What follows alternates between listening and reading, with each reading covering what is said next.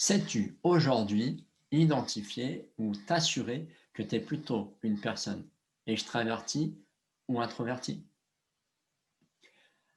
Et je découvre dans cette nouvelle vidéo 10 comportements qui vont te permettre d'identifier si tu es plutôt une personnalité introvertie ou extravertie.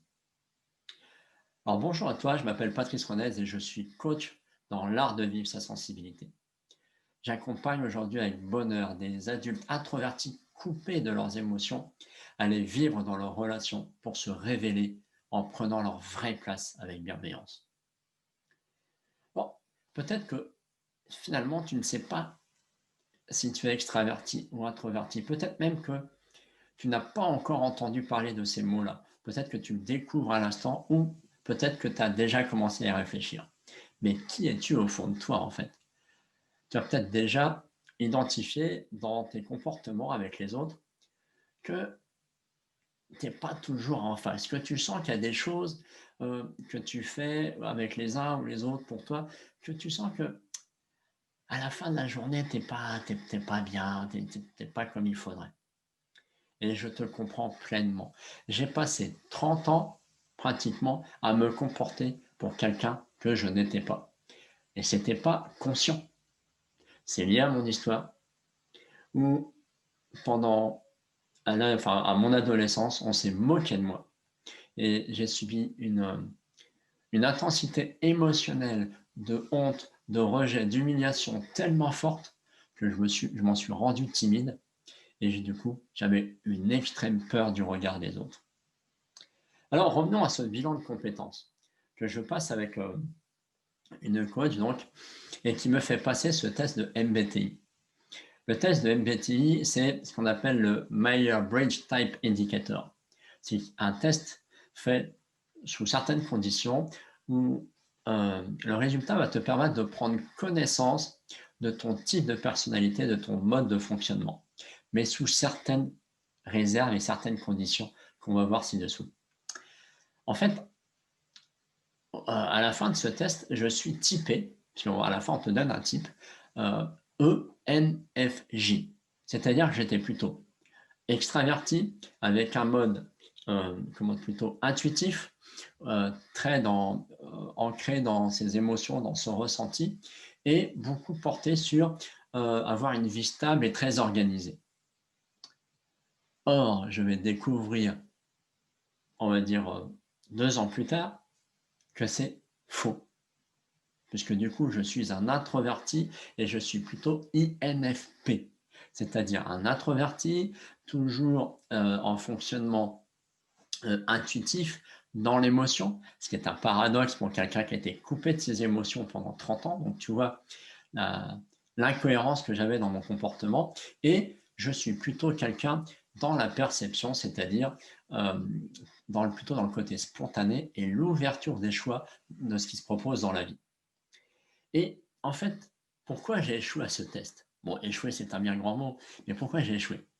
Tout simplement parce que j'ai passé 30 ans à être complètement dans la peur du regard des autres.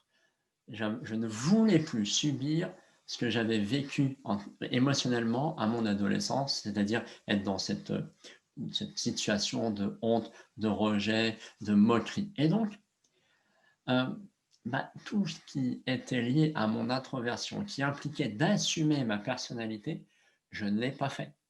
Je me suis rangé au regard des autres. Et donc, je me suis rangé au comportement principal des gens avec qui j'étais.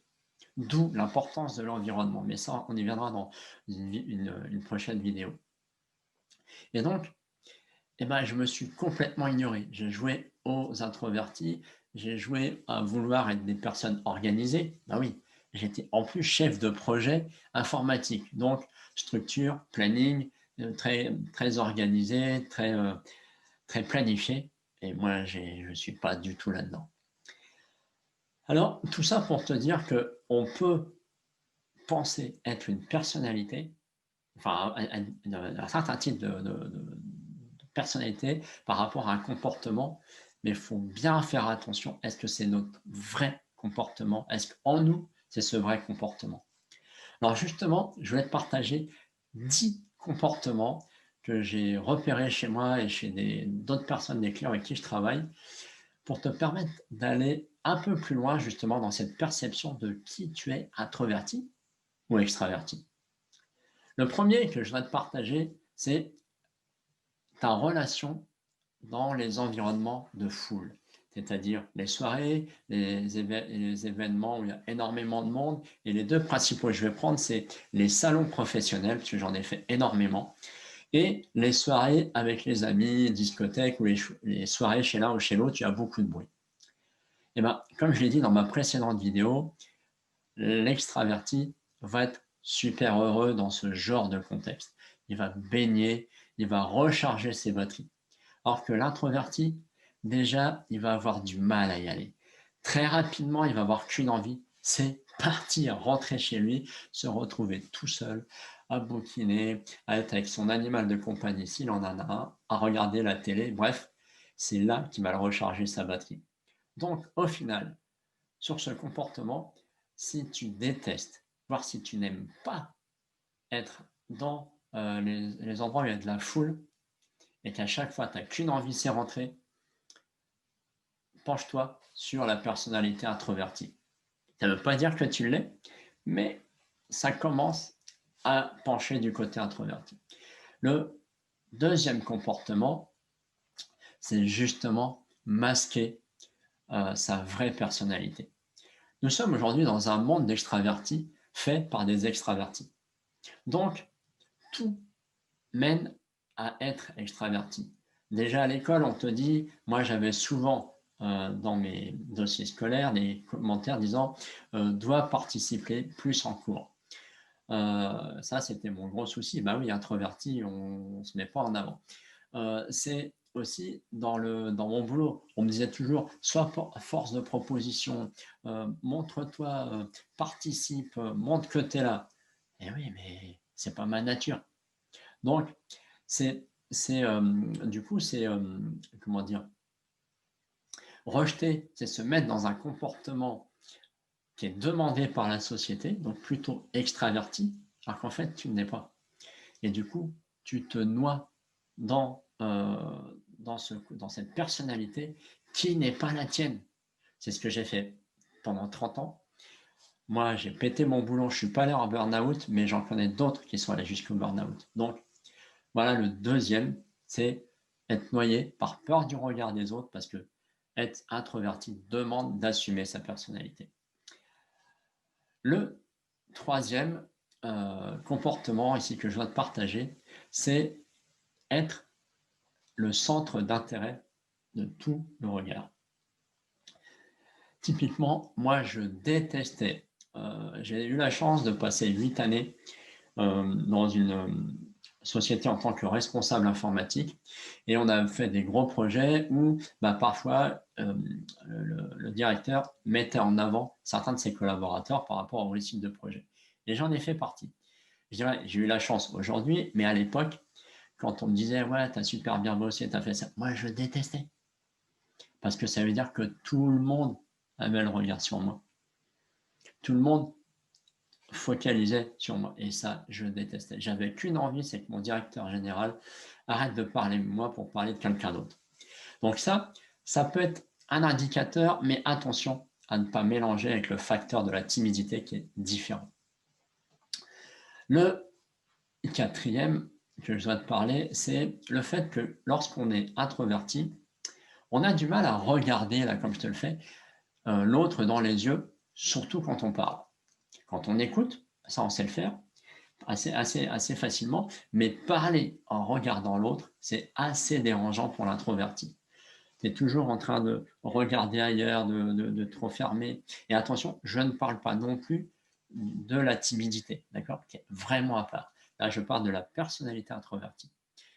Et donc, le quatrième, c'est est-ce qu'aujourd'hui, tu es très à l'aise de parler à quelqu'un en le regardant de façon régulière dans les yeux?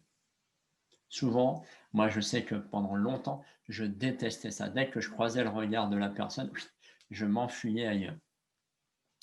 Donc, le cinquième élément, ça concerne la gestion de ce qui se passe là-dedans, de nos pensées. En tant qu'introverti, les pensées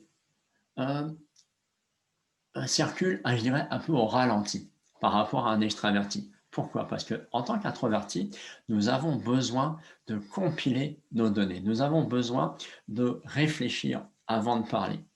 Et ce qui fait que du coup, bien des fois, ça m'est arrivé, il y avait un sujet, je réfléchissais à ce que je voulais porter comme partage ou comme réponse, et au moment où ma réponse était compilée, tout le monde était passé déjà à un autre point, un autre sujet.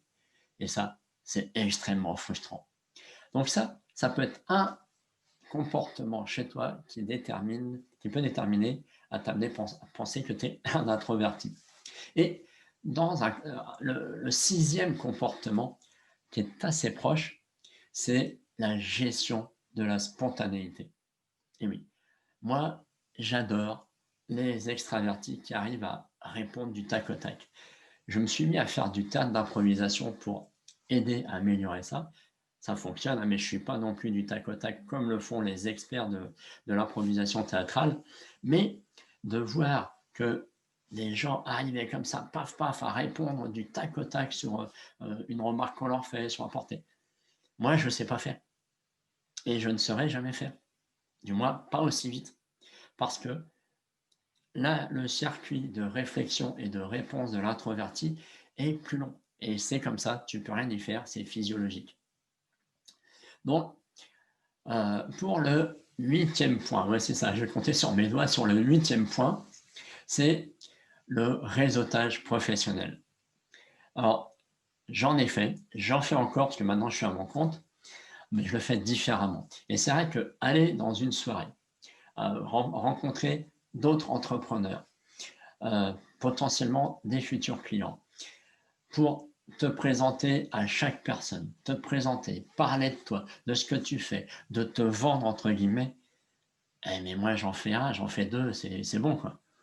Je déteste, enfin, je détestais cet exercice. Maintenant, j'ai travaillé dessus, je suis beaucoup plus à l'aise et je peux dire que je commence à aimer ça, à ma façon, à mon rythme. Je le fais de temps en temps.